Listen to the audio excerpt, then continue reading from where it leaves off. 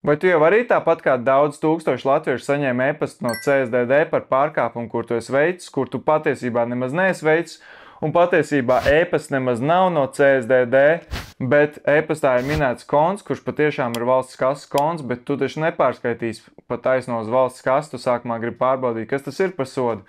Tāpēc tu uzspiedīsi uz šīs te saites, atvērsies lapa, kurā ir vienotās pieteikšanās moduls, kurš patiesībā nav vienotās pieteikšanās moduls, bet ir tikai kopija, un lapa vispār nemaz nav CSDD lapa, pievērs uzmanību adresei. Ja tu izdomās pieteikties ar Svetbanku, tu uzspiedīsi uz Svetbanku, tev atvērsies lapa, kurā ir Svetbanka autentifikācija, kur, protams, atkal nav Svetbanka lapa, atkal pievērs uzmanību adresei.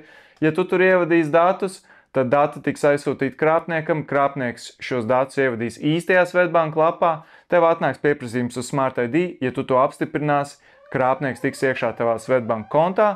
Ko viņš izdarīs tālāk? Ja tev kontā ir nauda, tad viņš šo naudu centīsies pārskaitīt uz kādu naudas mūļa kontu, un atceries, ka ZIB maksājums zem 100 eiro var veikt bez Smart ID PIN 2 ievadīšanas, tā kā tā nav problēma. Ja tev bankas kontā nav naudas, tā arī nav problēma. Es pats pamēģināju pieteikties dažādiem nebanka aizdevumiem, un no lielākās daļas man izdevās iegūt aizdevumu tikai un vienīgi nosūtot konta izrakstu un pārskaitot 1 centu.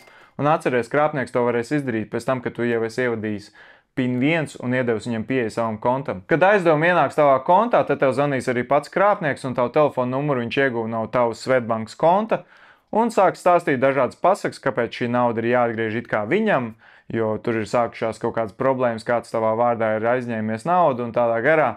Vienmēr sakot, es uzmanīgs, nerunā ar svešiniekiem, neautentificējies dažādās mistiskās lapās, un es ceru, ka tu kaut ko iemācījies.